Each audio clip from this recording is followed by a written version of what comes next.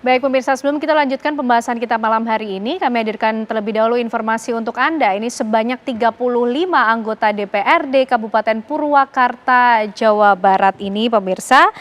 Ini informasinya juga menerima bantuan sosial.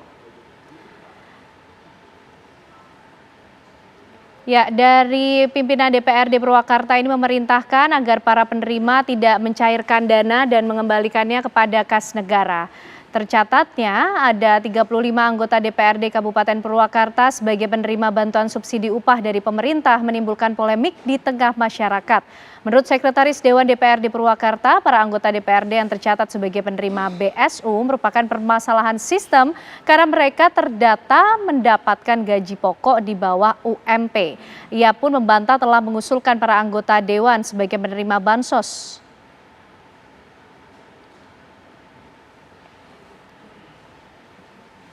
Ya, kita lanjutkan pembahasan kita malam hari ini. Pak Doni, ternyata tidak hanya pegawai BUMN, dokter maupun di level eksekutif dan manajerial, anggota DPRD juga dapat bantuan sosial, Pak. Dan akhirnya kemudian yang keluar statementnya ini karena datanya, sistemnya yang salah. Jadi siapa yang salah, Pak Doni? Ya, mungkin tadi ya proses evaluasinya perlu dilakukan. Baru dari situ nanti kita tahu, ya mungkin kita lebih soft ya bilangnya, mana yang perlu diperbaiki lah. Ya, jadi karena kan kita tahu bahwa untuk membentuk database ini tidak mudah ya, apalagi sebagian proses mungkin dilakukan secara manual ya, artinya verifikasi dan lain sebagainya.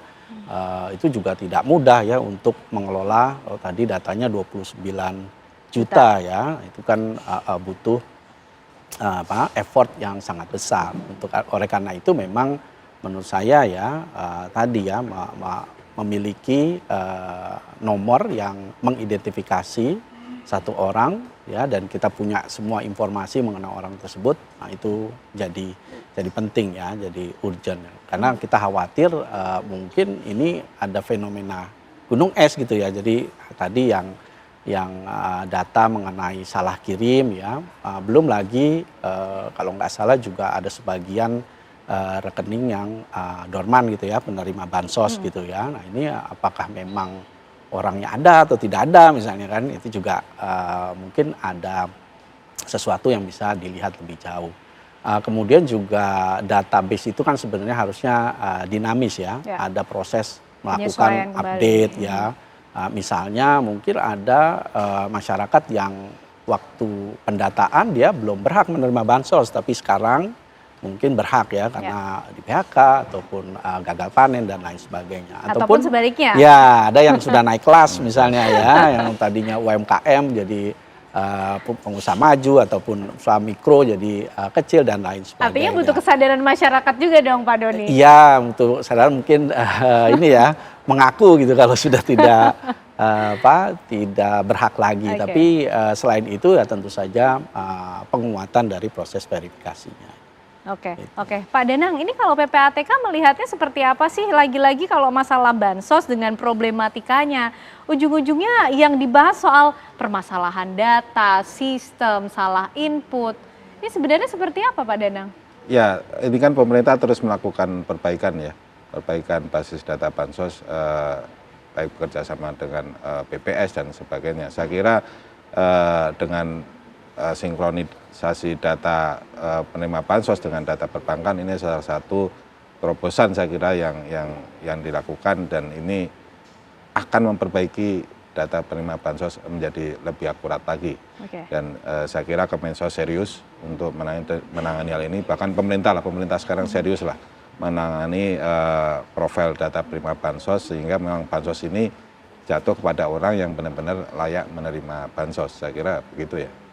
Pak Danang, sejauh mana kemudian peran PPATK untuk mengoptimalisasi mengenai penemuan kejanggalan-kejanggalan dari bantuan sosial ini Pak, sehingga nanti juga bisa dirumuskan langkah ke depannya tentunya entah oleh Kementerian Sosial bekerja sama dengan PPATK? Ya, tentu saja kami akan mendetailkan lebih lanjut ya mengenai profil-profil yang dalam tanda kutip sebenarnya tidak layak profil tersebut menerima bansos. Apakah dia tersebar di daerah mana, terus incoming-nya itu rata-rata berapa, nanti tentu saja akan kami detailkan lebih lanjut, dan ini tentu saja juga menjadi informasi yang berharga bagi stakeholder lainnya, apakah memang dalam tanda kutip dulu muncul atau masuknya data itu prosedurnya bagaimana, tentu bisa kita gali lebih lanjut ya. Dan sejak kapannya itu kan tentu akan ada pendetailan seperti itu. Tapi dari kami prinsipnya bahwa kami akan memetakan secara serius, ini setelah selesai kami petakan bank selanjutnya, dan secara simultan akan kami sampaikan ke Kemensos untuk dilakukan pendetailan di lapangan lebih lanjut ya, sehingga benar-benar akurat datanya. Oke, baik Pak Doni, lalu bagaimana menyikapi soal problem-problem bantuan sosial ini Pak? Soal kebijakannya sendiri harus seperti apa pemerintah? Apakah harus di hold dulu atau apa langkah paling cepat yang bisa dilakukan?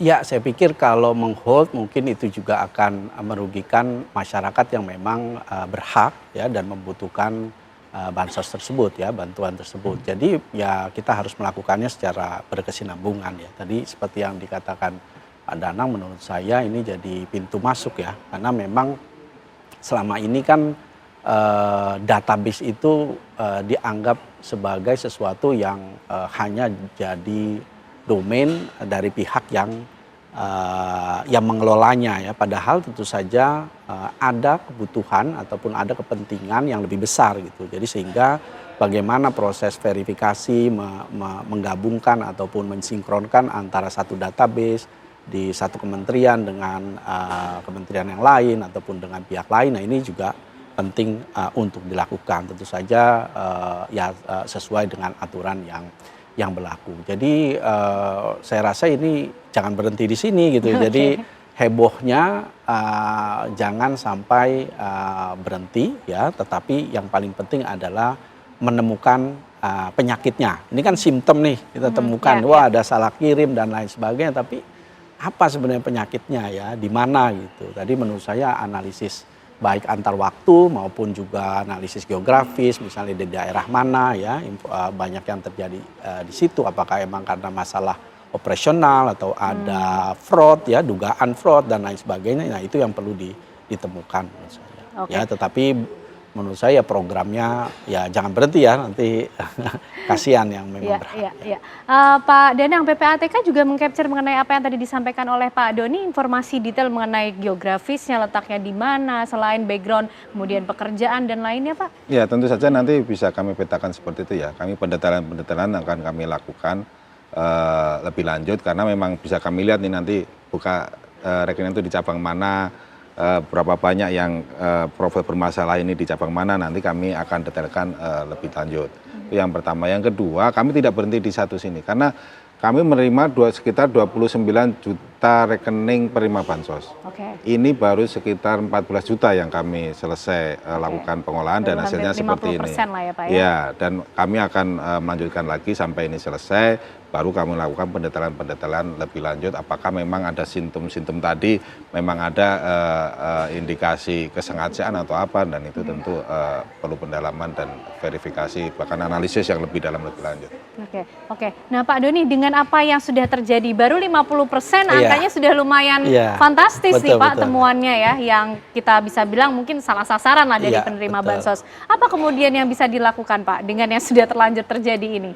Apakah bisa dilakukan recovery atau seperti apa? Ya mungkin untuk langkah awal tadi data yang sudah diindikasikan ya memang salah kirim, ya perlu segera diperbaiki, misalnya dilakukan pengecekan atau kalau bisa dihubungi ya, melihat kembali ya, atau untuk sementara tidak dikasih dulu ya, segala macam nih untuk yang sudah terindikasi memang dia tidak berhak ya. Nah lanjutannya ya tadi sebenarnya ya memang data yang ada harus semuanya ya dianalisis, sehingga kita benar-benar tahu seberapa besar ya masalah di database ini ya. Mudah-mudahan sesegera mungkin nih memperbaiki database ini ya. Ini jadi urgent ya bagi Kementerian Sosial untuk segera memperbaikinya, dan tentu saja karena yang terlibat mungkin juga melibatkan ya pemerintah daerah dan lain sebagainya, koordinasi ya, lihat kembali tentu saja perlu dilakukan. Tadi mungkin sudah ada data misalnya, oh ini dicatatnya di daerah mana gitu ya, mungkin bisa mulai berkomunikasi ya, apa yang jadi masalah sehingga akhirnya timbul ya salah kirim tadi. Gitu. Oke, Pak Danang begini, publik tuh mungkin penasaran Pak dengan bagaimana PPATK bekerja. Karena setiap kaitannya dengan kejanggalan transaksi keuangan ini kan PPATK selalu terlibat juga kan di dalamnya mengenai bantuan sosial, kemarin juga yang terkait dengan judol begitu. Nah sebenarnya proses input data, kemudian verifikasi, ini seperti apa sih Pak prosesnya? Ya, itu memang ya itu yang harus kami lakukan ya, artinya memang itu pekerjaan sehari-hari kami. Jadi kami menerima data besar dan kami olah pengolahan data dengan sistem yang kami punya, itu memang jadi pekerjaan kami dan tanggung jawab kami. Tapi intinya bahwa apa yang kami lakukan adalah untuk perbaikan istilahnya kalau dari sisi bantuan ya perbaikan dari sisi penerimanya apakah memang benar layak atau tidak. Bahkan kami juga fokus kepada indikasi-indikasi tindak pidana. Jadi sebenarnya bukan hanya terkait bansos saja, kami semua tindak pidana yang terkait kejahatan keuangan itu tentu saja menjadi tanggung jawab kami untuk melakukan analisis dan pemeriksaan lebih lanjut gitu. Oke. Berarti ini kalau seperti ini Pak, adanya kemudian salah penerimaan bansos ini masuk dalam tindak pidana transaksi keuangan atau tidak Pak? Atau seperti apa kategorinya? Ya kembali bahwa masuknya data ini apakah memang terkonsentrasi, gini, data penerima bansos yang tidak layak ini bisa masuk itu kronologisnya seperti apa, itu kan yang penting. Sehingga publik jadi tahu bahwa memang apa kesalahan pencatatan di layar paling bawahnya, atau memang kesalahannya di mana. Nanti kan kami bisa lihat lebih detail lagi mengenai clustering datanya ini di daerah mana, periode kapan, dan sebagainya.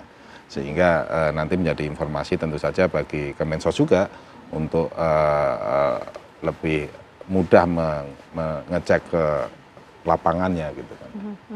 Oke, baik. Pak Doni, ketika bicara soal bantuan sosial supaya kita katakan tidak salah sasaran lagi seperti ini begitu. Apa kemudian formulasi yang mungkin harus dipikirkan oleh pemerintah dalam hal ini Kementerian Sosial dalam mendistribusikan bantuan sosial sehingga bisa lebih tepat atau paling tidak minim kesalahan, Pak? Ya sebenarnya arah yang dilakukan terkait dengan bantuan sosial ya, yaitu menggeser dari subsidi barang ke memang memberikan bantuan langsung kepada yang membutuhkan, ya memang sudah sesuai arahnya ya. Tetapi kan ada ya necessary condition tuh untuk agar memberikan bantuan langsung itu sesuai ya tadi. Yang paling penting ya tentu saja database yang valid gitu dan reliable. Nah ini tuh yang jadi memang PR utama gitu ya, dan bagaimana artinya data itu juga menangkap tidak hanya pola konsumsi, artinya transaksi yang dilakukan, tapi juga mungkin misalnya sinergi dengan database mengenai pekerjaan misalnya ya. Jadi kalau ada yang ya kurang beruntung dia di PHK ya, data itu langsung secara otomatis misalnya memberikan perubahan gitu. Jadi tahu oh ini sekarang dia sedang tidak kerja lagi gitu ya, dan nanti setelah beberapa bulan misalnya ada notifikasi lagi oh ini udah 6 bulan udah 1 tahun belum dapat kerja. Nah itu kan berarti mungkin dia butuh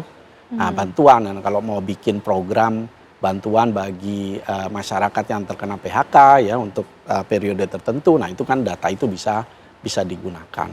Jadi memang arahnya sudah benar gitu ya, hanya sekali lagi perbaikan database-nya nih harus didukung.